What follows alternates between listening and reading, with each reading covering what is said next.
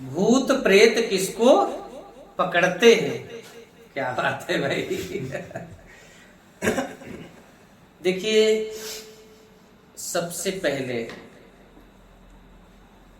ईश्वरी माया तो ही है। ईश्वर जिसके पास भेजेगा उसके पास जाएंगे। माया तो ईश्वर की है। प्रथम में तो मैं यही कहूंगा कि ईश्वर की माया है। जिसके घर में भूत प्रेत विराजमान है तो उन्हीं के घर के सदस्यों को पकड़ेंगे। हा? लेकिन थोड़ा यहां मेरा मानना है कि भूत प्रेत उसी को अधिकतर पकड़ लेते हैं जहां पे उनकी इच्छाओं की पूर्ति होती है। वो अपनी इच्छाओं की पूर्ति के लिए इंसान ढूंढते हैं। देखिए, होता क्या है कि पहले तो भूत प्रेत कहते किसको है? आपने सुना होगा कि फलाने की बिटिया आग लगा के मर गई थी और भूत आ गई। सुना होगा। आपने सुना होगा कि फलाने के दादाजी का एक्सीडेंट हो गया था और वो भूत आ गए। आपने सुना होगा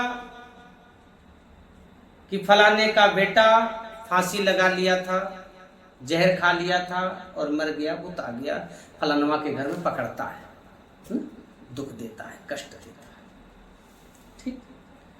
आपने ये नहीं सुना होगा कि फलाने के घर में एक गैया थी, मर गई और भूत बन गई। आपने ये नहीं सुना होगा कि फलाने के घर में गधा था, ऊंट था, मर गया और भूत बन गया ऊंट। नहीं सुना होगा। फलाने के घर में तोता पंछी था और मर गया और भूत बन गया। फलाने के घर में कुत्ता पाला गया था और कुत्ता बुढ़ा होके मर गया और भूत बन गया। नहीं सुना होगा आपने। क्या सुना होगा? सुना केवल इंसानों को होगा कि फलानवा के दादी मरी तो भूत आ गई, फलानवा के बाबू मरे तो भूत आ गए, फलाने के बेटा मर गया भूत आ गया, फलाने के बिटिया भूत आ गई, या फलाने मर गए तो भूत आ गए। बस यही सुना होगा। इससे ये होता है कि कोई जीव दूसरा जीव जंतु पशु पंछी भूत योन में नहीं जाता है। केवल मनुष्य ऐसा है जो प्रेत योन में जाता है ना?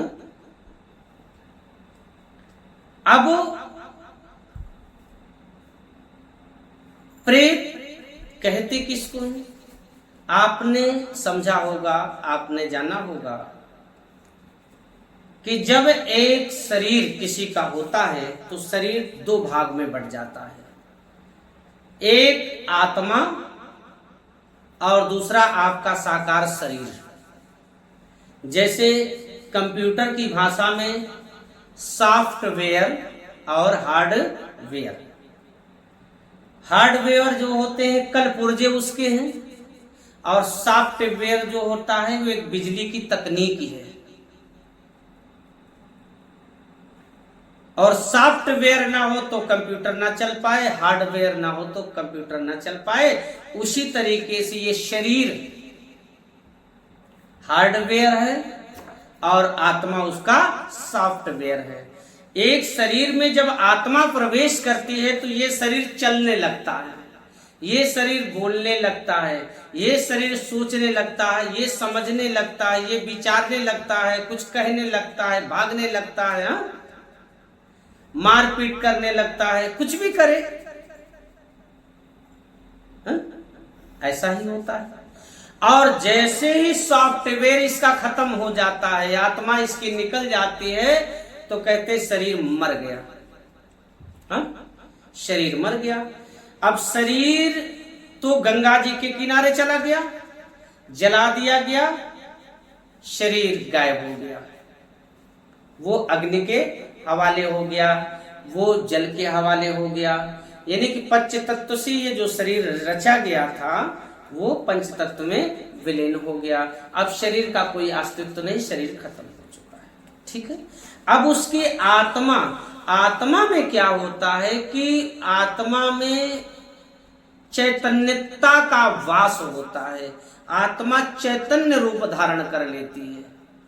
और जब चैतन्य रूप धारण करता है और वह आत्मा अलग होती है, तो हमारा अध्यात्म कहता है कि ये शरीर के कुछ अलग लेयर है, अलग रूप है, आंतरिक रूप अध्यात्म कहता है।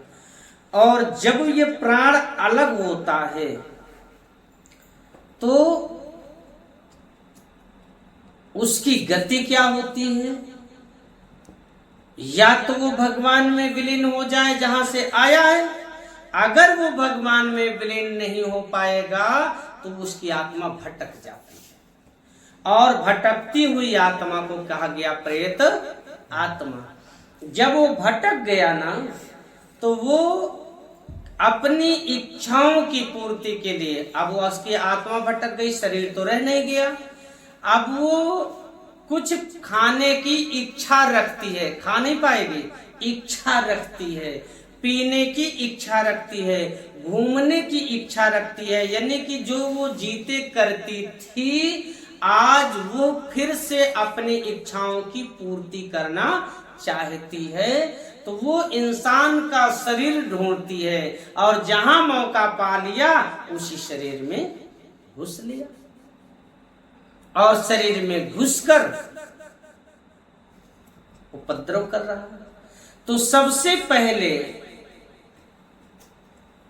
वो स्थान ढूंढती है कि किस शरीर में हम घुसेंगे। याद रखिएगा, जो सरल स्वभाव का होगा, जो सरल स्वभाव का होगा, उसके ऊपर अधिक से अधिक प्रेती आत्मा के जाने का चांस होता है। एक व्यक्ति ने मुझसे प्रश्न किया था कि गुरुदेव जी, आज महिलाओं को ही भूत क्यों पकड़ता है, आदमी को कम पकड़ता है? ऐसा नहीं कि आदमी को नहीं पकड़ता, आदमी को भी पकड़ता है, लेकिन उनको कम पकड़ता है, महिलाओं को ज्यादा पकड़ता है। इसका कारण केवल यही है कि महिलाएं जो होती हैं बड़े सरल स्वभाव की होती हैं, वो बहुत सरलता से कोई चीज मानने को तैयार हो जाती हैं। तो प्रेत का विचार आया कि महिलाओं को पकड़ेंगे तो जो कहेंगे थोड़े शब्द में हमारी इच्छा पूरी हो जाएगी, इसलिए वो ज्यादा अधिकतर पकड़ते हैं। तो मानसिकता को अपने कठोर बनाएं। कभी कोई डर गया, भय खा गया और कोई प्रेती आत्मा महसूस किया कि डर गया, उसके शरीर पे वो हावी हो गया, तो अपने भीतर थोड़ा कठोरता लाएं। हर चीज पे विश्वास ना करें, प्रेत व्याधाओं पे विश्वास ना करें। विश्वास देंगे तो मान्यता आएगी, मान्यता आएगी तो आपको प्रेती व्याधा सताएगी। और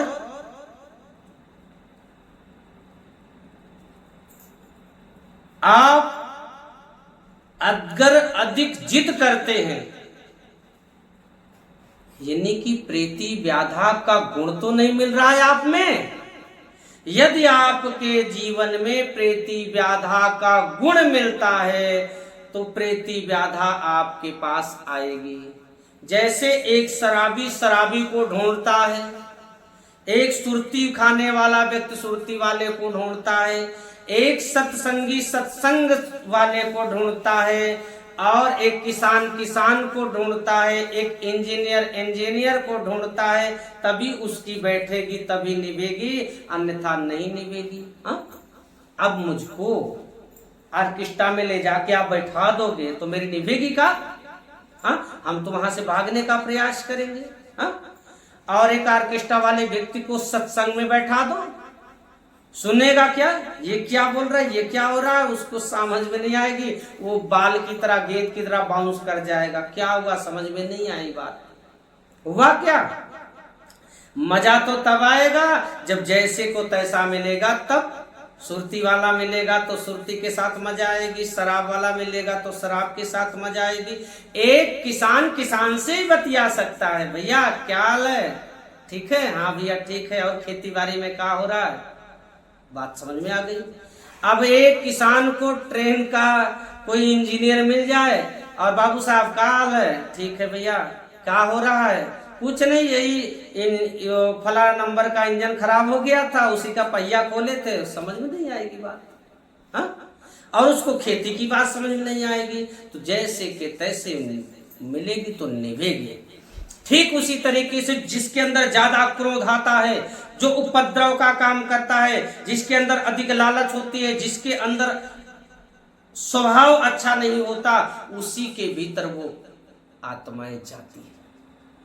जो नकलची होता है, जो बेईमान होता है, जो छलिया होता है, जो कपटी होता है, उसी के भीतर वो प्रेती आत्माएं प्रवेश करेंगी। जो भगवान को न मानने वाला होता है, भगवान की उपासना नहीं करने वाला होता है, उसके भीतर प्रेती आत्माएं जाएंगी और वास करेंगी, क्योंकि वहां ठहरने का मौका मिल गया, उपद्रव करने का मौका मिल गया।